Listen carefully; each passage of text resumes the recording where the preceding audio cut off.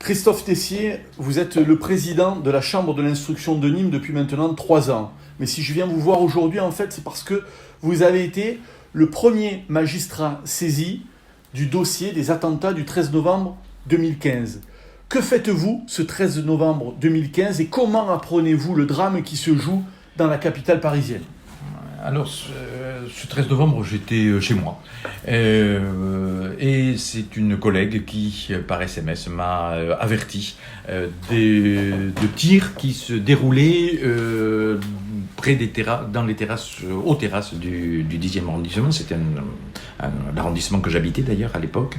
Et à partir de là, j'ai évidemment commencé à regarder la télé et je me suis aperçu de l'importance des faits qui étaient en train de se dérouler, leur caractère tout à fait exceptionnel. Vous êtes donc le premier magistrat instructeur à être désigné dans ce dossier criminel hors norme. Quel est votre état d'esprit et comment débutez-vous en fait cette enquête ?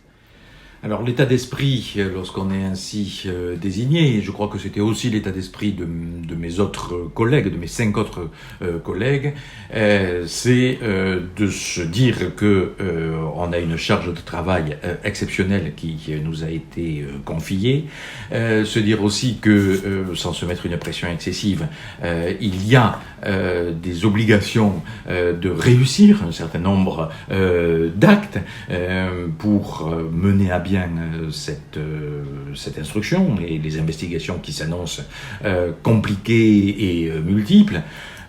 Quant à ce que l'on fait immédiatement, c'est d'abord mettre en examen le logeur qui nous est présenté. Puisque s'il y a ouverture d'information, c'est parce qu'il y avait eu l'interpellation du logeur présumé des deux autres, de 2 membres, et notamment d'Abaoud à Saint-Denis. Et donc, à partir de là, il faut le mettre en examen.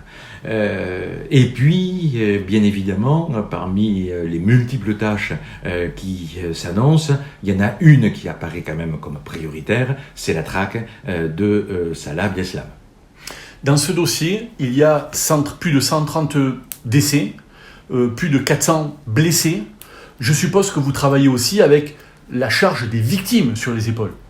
Alors, bien évidemment, et c'est une charge qui est extrêmement importante. Alors, fort heureusement, malheureusement, je dis fort heureusement, nous ne partions pas de rien, parce que nous avions les expériences de dossiers aussi dramatiques, qui étaient ceux de Mohamed Merah, ceux du mois de janvier 2015, de Charlie Hebdo, où il y avait déjà un certain nombre de victimes, en nombre certes moins important, mais quand même un certain nombre de victimes, ce qui nous avait permis déjà de rôder, je dirais, un certain nombre de techniques pour pouvoir effectivement gérer, j'aime pas trop ce terme parce que on parle de victimes, mais procéduralement en tout cas, de gérer cet aspect qui était extrêmement important. Et en ça, nous avons eu le soutien du président du tribunal de Paris, qui très rapidement a mis en place une cellule de greffiers qui était spécialisée dans la prise en charge des victimes et des formalités qui devaient être faites pour effectuer pour permettre à ces victimes de devenir partie civile et donc d'être partie au dossier. Vous ne pouvez toujours pas donc aborder le dossier auprès de médias notamment, le fond du dossier. En tout cas, est-ce qu'il y a quelque chose qui vous a surpris, qui vous a marqué, notamment chez les victimes ? Est-ce qu'il y a des scènes qui vous hantent encore aujourd'hui ?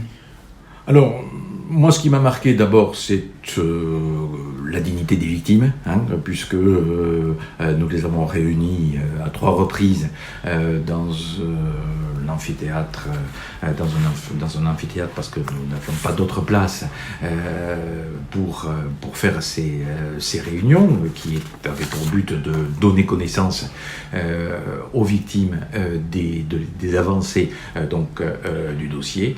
Et effectivement, cette dignité face à ces personnes qui soit avaient été blessées, et blessées quand même très gravement pour certaines, soit qui avaient perdu évidemment, qui avaient perdu des proches. Donc ça, c'est une image extrêmement forte qui reste, comme celle de la visite que nous avons effectuée, tous les magistrats instructeurs, au Bataclan, peu de temps après les faits où il y avait encore les stigmates des attentats. Et véritablement, on a pu toucher un peu ce qu'avaient pu subir et ressentir ces victimes, et ça nous semblait tout à fait essentiel de se rendre sur l'ensemble des lieux d'ailleurs, puisque je parle du Bataclan, mais il y avait aussi les terrasses. On a fait le tour des terrasses aussi, on est allé au Stade de France. C'était aussi pour voir un petit peu, bien sûr, comprendre comment les faits avaient pu se dérouler et voir comment ces victimes avaient pu ressentir les choses. On savait qu'il y avait en fuite un auteur potentiel des faits, ce qui est quand même rare, puisque jusqu'à présent, que ce soit dans l'affaire Mera ou que ce soit dans l'affaire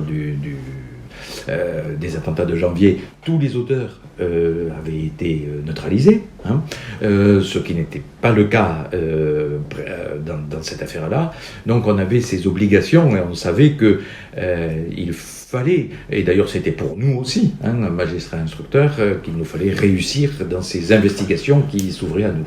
Vous avez également été celui qui a mis en examen Salah Abdeslam, qui comparait donc dans quelques jours devant la cour d'assises de Paris. Vous l'avez fait écrouer.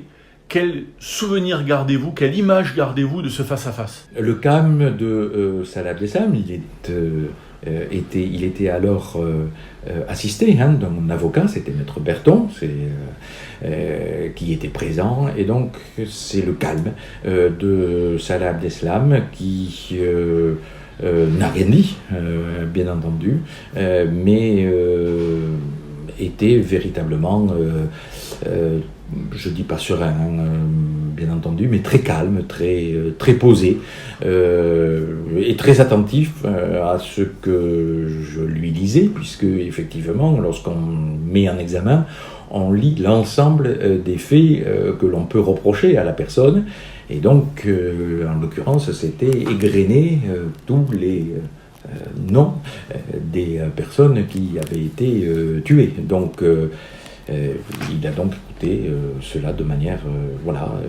très calme.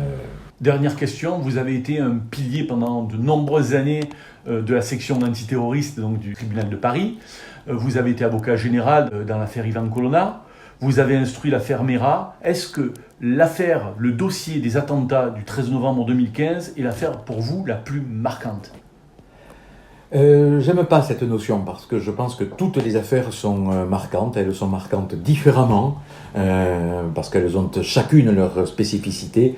Ce qui est sûr, c'est que l'affaire du 13 novembre, par le nombre des victimes, par l'importance de la procédure, des investigations à faire, est sans aucun doute l'une des procédures les plus difficiles qui a pu être menée.